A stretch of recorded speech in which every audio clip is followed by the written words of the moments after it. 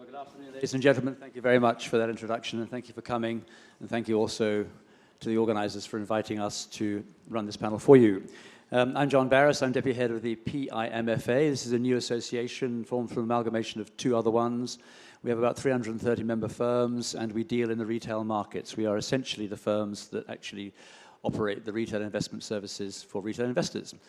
So you're looking at services including broking, discretionary investment management, and advice and planning. That gives a kind of skew to the way the firms think about their business. And when we're looking at the long-term investment culture, which we want to build in this country, these firms and the clients they have a particular role because, of course, you're trying to build that culture among the individuals who actually make the investments. So to discuss the issues arising in this and also the way it relates to technology and how that actually helps people invest or helps the firm to get people to invest, I have a panel of four worthy colleagues here. I have on my left, sorry, I was coughing there.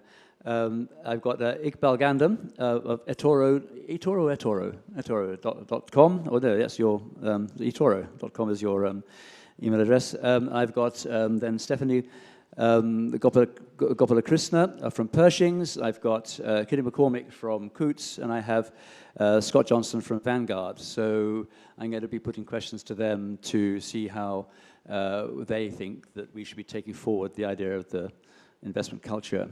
And my first, I think, theme on this is that we've done some generational work in our organization, which in fact has been undertaken by some of our panelists here, as well as others. And that has looked at the difference between younger and older people in the way they invest and the way they use technology for that purpose. And one of the features of this has been that there's a younger generation that really occupies the social media a great deal and spends a lot of time talking to each other and is very accustomed to the use of technology in its everyday life. And those individuals may well be thinking differently about how they manage their priorities and do investments. And firms may need to respond differently to the way they use technology to help them get those investments and access the market. And Kitty, I'm going to put this first of all to you. Do you think that that generation is in any way somehow different from the previous ones? And is it necessary for firms to think more carefully about the technological input they make to attract them into the investing patterns? Thank you, John. Well, I think we have more similarities than we do differences as between most generations. I think that Stephanie and Scott and I, when we looked at this last year as part of the Millennial Forum, we did consider that as a generation, those of typically 35 and under do share a lot more personal information on social media. And we do cultivate professional and personal social media profiles.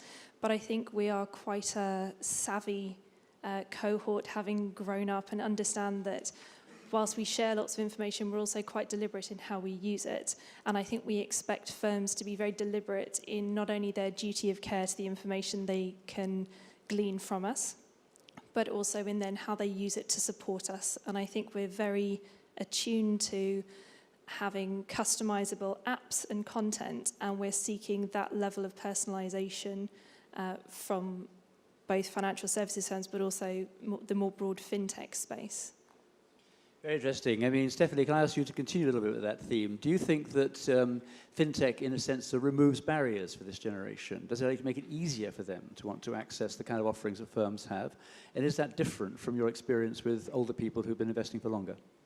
Well, I think to Kitty's point, what we found out last year, and we were talking about it a lot, was that technology is more like an enabler for saving and investing. So before you can actually get the millennials to actually decide what medium they want to use and how they want to use it, you actually have to convince them that it's the right thing to do and what is the purpose for that. To your point about fintech, I think I'm not really sure if it removes barriers. I think it shows things to some of the big asset managers and the banks, and it's shiny and it looks really nice, and a lot of people out there think, I want that. But the question is, what do you want it for? What are you really trying to achieve with that? And I think we are trying to come up with a solution, the technological solution to a problem that is actually more cultural and behavioral than anything else. And I think to Kitty's point earlier about customization and everything else, what a millennial doesn't want is to be handed a solution that will be the same for everyone. So how are you actually going to be using technology to try and make it about me and what I'm trying to achieve, as opposed to sell me something that you will sell to the person sitting next to me? And Scott, I want to, again, continue this sort of theme a little bit into the idea of the longer term sort of investment culture. I mean, do you see that for example, priorities which people are faced with in, say, their early 30s, that kind of time, they've still got plenty of time to be investing. You've got to worry about your long-term future. You haven't got only a few years left. You've probably got quite a lot of years left. And actually, your generation is going to have even more than, say, mine did, on the grounds that you're going to live longer. So does technology help you think more in terms of that long-term way? Do you find that, for example, people in your generation are thinking more clearly about prioritizing long-term investments over, say, getting a mortgage for a house, which is entering debt, of course, or looking after family issues, raising a family, than, say, your parents' generation? Or is it much the same? There's a lot in there, John. So you have some time to answer. I'll tackle some of the key points. I think if we think about a lot of how fintech has helped asset management and wealth management so far, it's been through easier access. So things like helping someone on board, become a customer easier. So they don't have to fill in paper forms, send them in the post, resend scans of passports, things like that. They can access the service easier.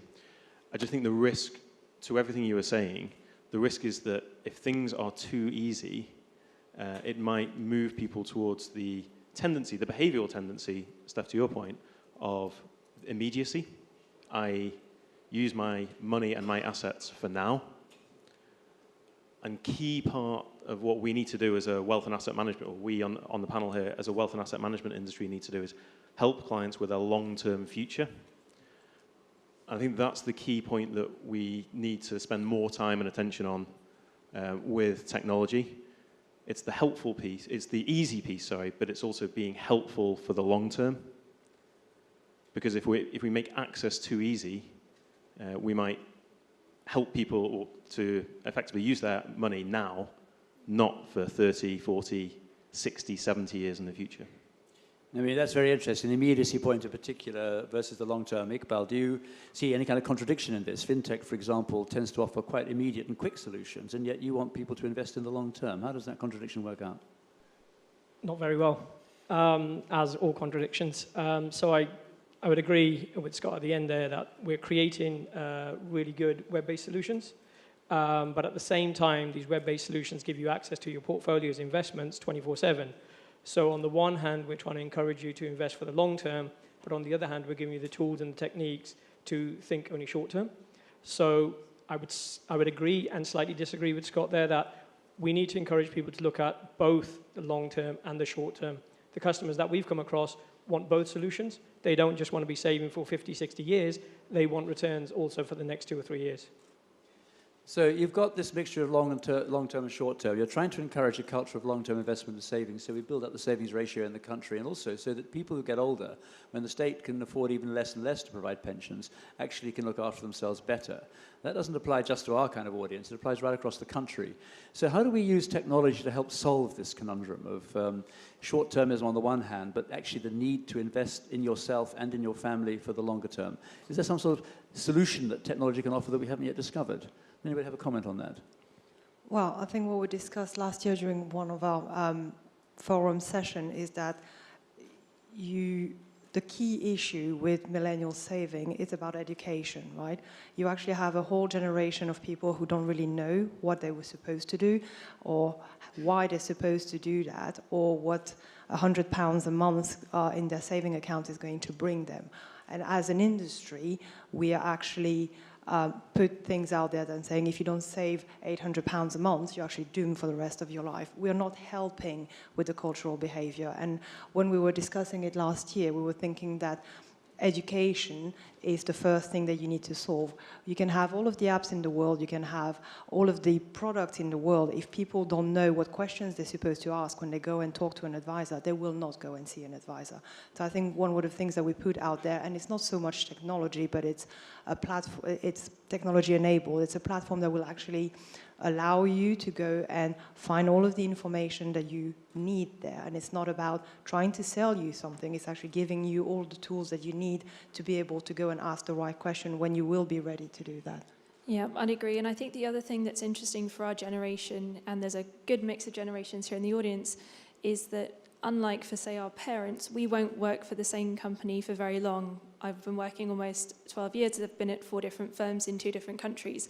So I think, speaking as a millennial, what's going to be very important is that accessibility of information. And again, it's about personalization. So how does fintech enable me to keep track of all of those gossamer threads of my life, whether it be pensions or insurance or anything like that? And I think, to Steph's point, the short term, we do appreciate that there's lots of information out there, but it's like having snow blindness. You know, how do you know what you can trust or where to start? And that simplification and almost calm, rational, you know, confident building knowledge acquisition is going to be very important for a generation that can't rely on an employer to put aside a final salary pension, and who have to take on that burden of financial responsibility for ourselves at a time when many of our peers are graduating from university with up to £70,000 of debt.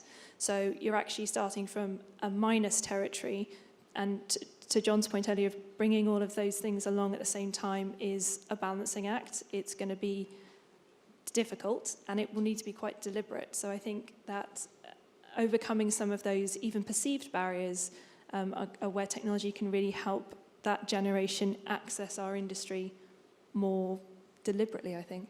We've got 2 speakers. Scott, you go first, and then Iqbal, because you both wanted to comment.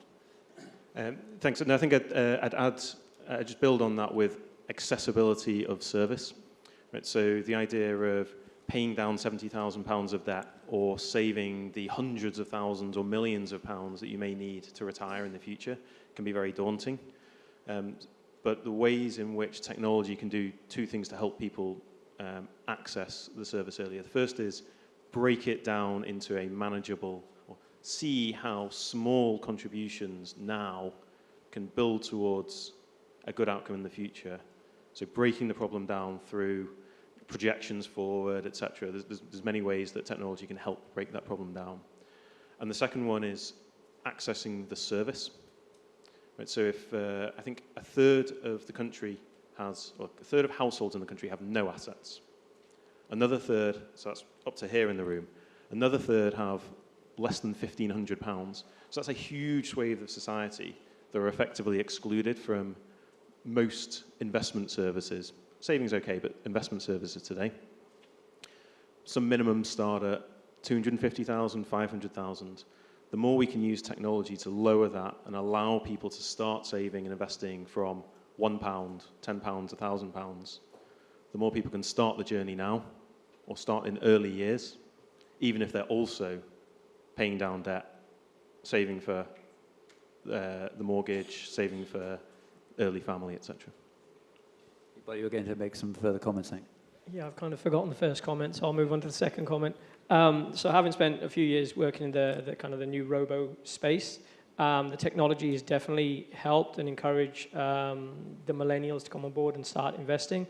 But one thing that we did realize is, again, they're looking for the short term. And that links back to the education piece that my colleagues on the panel mentioned. Education has been there. Education's been there for 20 years. The information has been there. It's online. It's pretty easy to access. The issue is that nobody's looking for the education. Nobody's going to Google and searching for these things and saying, hey, you know what? I need to know how I can have 2 million for my retirement fund at the age of 18. Nobody cares. So what we need to do is actually open out the conversation. We have conversations right now, summer barbecues, all about how to save for a holiday, how to get the lowest interest rate on our mortgage. Nobody ever talks about investing. How can I kind of make more money, unless there's a get-rich-quick scheme? Nobody ever talks about long-term investing. So we need to really open out the conversation and encourage more people to talk about investing rather than just saving money on a credit card, etc. And unless that happens, having all the education in the world on our websites, nobody's going to come and read it. And how do you think that should occur? That's a good question. Again, I think having the education, one thing, how that occurs is we as an industry need to kind of start, when we start marketing, rather than just marketing our products, marketing the benefits of a long-term investing strategy, but also talk about short-term investing, not just talk about mortgages, explain to people how they can actually get to a mortgage. Look at the older generations, again, as it was mentioned, we worked in one company. before. We had our pension taken care of. No one has our pension anymore. We have to take care of our own pensions. So I don't think I have an easy answer in saying how do we encourage people to actually start talking about it more, but I think we have to give them the platforms where they can actually talk about it more. Sorry. Yeah, I would just disagree on the education. I'm sorry. I think there's two things behind that, and I think we need to touch on trust, right, when we're talking about financial industry and we're talking about millennials and everything else. You might have answers on your website, you might actually provide some information, but first, how do we know it's not biased? How do we know, is it completely for free? How do we know we can actually trust what you're saying on your website when actually at the same time you're trying to sell us something? And I think that's... we don't have a good reputation as an industry, right? We actually have to do a lot of work around it. I know that we touched on some questions around corporate social responsibility later as well.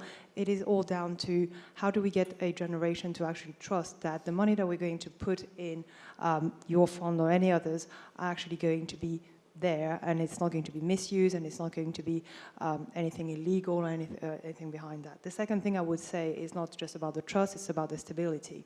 You put something, you invest in something. We know that, for example, the government came with the lifetime ISA last year. In 3 years' time, it might change. It might not be there anymore. How can you actually think long-term when you're going to put your money somewhere? You don't know if the rules are still going to be the same in 3 years from now. We have to think 60 years from today. We don't know what rules we're going to play with in 60 years' time. So, again, it's a bit difficult. So just to answer that thing about trust, I think it comes down to any other service or product that we buy. We need to sanity check what we read on the websites or what we come across with our peers. And it's that simple. Again, it's about providing that platform where people can sanity check some of the ideas and concepts that they're reading on our website, your website, or any other website with their peers in the industry. No, yeah, I was just going to say, I think, so I agree with that point, but I think a conversation and a dialogue are very important. And I think one of the things that, particularly in our forum last year, we touched on was actually admitting that you don't know something is sometimes quite a barrier to starting that conversation. And I think if even university-educated peers as millennials realise that they actually don't really understand about their pension or their pension arrangements, that could be quite embarrassing. And almost to the cultural point earlier, it's about trying to create the confidence and the courage to have the broader conversation. And I think it will take time. And I do agree with Steph's point that as an industry, although we would probably all describe ourselves within the wealth management or investment space, we're part of the broader big bad financial services. That's in inverted commas. And I think we have to go a long way to earn back the trust and the pride that we hold in our professional standards, and earn that back from a new generation. And I think there's a lot we can do on trust, but just to build it back to something that might be a little bit more practical, I think also the means by which people receive and absorb information. There's been a long history in our industry of assuming that's by reading long documents that describe things, and that's translated into long websites that describe things that we think is somehow advancing the cause because it's on a screen rather than in paper, where I think we've certainly seen many ways where you can get across some of these key points, but visually or by other means other than a long stream of words that people often don't read, or they only read the first headline. So we've seen a lot of behavioral scientists look at how can you visually show key concepts like risk versus return that is never going to be a dinner table topic. But if you build that visually, people can understand it much more than if you describe it with words. No, I agree, and I think, you're talking about the regulators are all about transparency, right? Provide all of the information that you can, kill people with data and make sure that everyone knows what they're paying for. But transparency is very different from clarity. You can have all of the information in the world. If you don't know exactly what it means, it's not clear. It might be transparent, but it's not clear. And I think as an industry, we have a lot of work to do around what we're actually paying for and what we're asking the people to pay for. Let me just open it up a little bit. I mean, we've had quite a lot of issues raised here in this conversation, quite serious ones to do with people. What views are there from the floor? I mean, what do you think the government should do, for example, about trying to encourage a culture of the kind we're talking about? What would the technology area do more and that kind of thing? How do we feel about these things? One over here. Yeah, just to a lot of the points that are made. I can't speak for other countries, but at least in the United States of America, the education department is to blame because they never teach people about personal finance. So people are uncomfortable. Even my father, who had a traditional brokerage, and I knew what they were charging him. I mean, I had to go to graduate school to study finance and figure out how Wall Street works, and it's all about not transparency, it's all about opacity. And so, of course, people are scared. So I commend all of you for what you're doing because there needs to be, I mean, the whole concept of blockchain and distributed ledgers technology and everything that's going on in this digital asset game is revolutionary because it's bringing everything to transparent markets to educate the better community. So if that's what you're doing, that's a great thing. It's a hole. It's a hole in all these countries. They should be educating people about how to manage their own money, and they don't. Just comment on there, ask our panel if they've got any comments on the point about transparency and the new technologies enabling that to be much more clear. Will that relate to the ordinary man in the street whom we need to put pictorial evidence about risk and reward to? Is this a better thing to get investment going? So transparency is almost always a good thing, but this is the classic trade-off between being easy and being helpful. And for me, it's all around the right information in the right place. So this has been talked about already, even just in the last 10, 15 minutes, not the overwhelming snowstorm of information, but picking out what matters. So long-term, the key nuggets of education that matter, and making those very accessible, but not the snowstorm of overwhelming information. Further views from the floor? Any further comment? One over here. I think talking from a personal perspective on investment, one of the big challenges we've had is actually isolating clarity of charges, which for me seem to be purposely ambiguous, very difficult to find. They bury you in detail. Luckily, my wife, who spends a long time trying to unearth these things, gets to the bottom of it, but it's not easy. And lastly, the last point is I think the big revolution change in how investment products are serviced in terms of IFAs, commission-based, versus perhaps self-investing with better fintech companies, perhaps not advertising them, but a company like Nutmeg, where individuals are starting to say, I don't need an IFA. If I go to these websites, you can come over that barrier, psychological barrier of building your own balanced portfolio. So I think there's a revolution going on, helped by legislation, technology, and hopefully cultural behaviours that the panel's discussing. Thank you. That touches on a number of issues we've commented on. Did you have any comments on that? Or is it just more of the evidence that we've already had? More the same. Further questions from the floor? Anybody further views as well? I mean, these are comments coming forward as well as questions.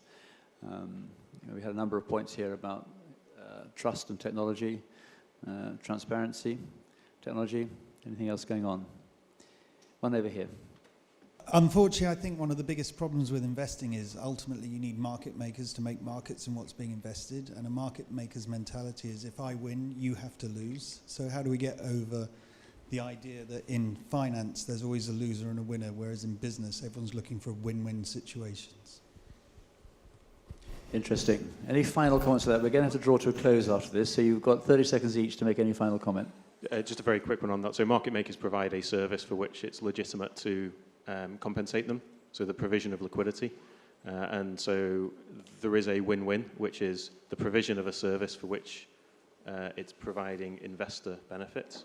So for example, a market maker providing liquidity in an ETF, say, reduces the bid-ask spread and lowers the cost of investing to the end client. So there can be a win-win. You're shaking your head though, so maybe we speak afterwards. Any final points to anybody else? All right. Well, look, thank you very much for coming, everybody. First of all, can we thank our panel very much in the usual way?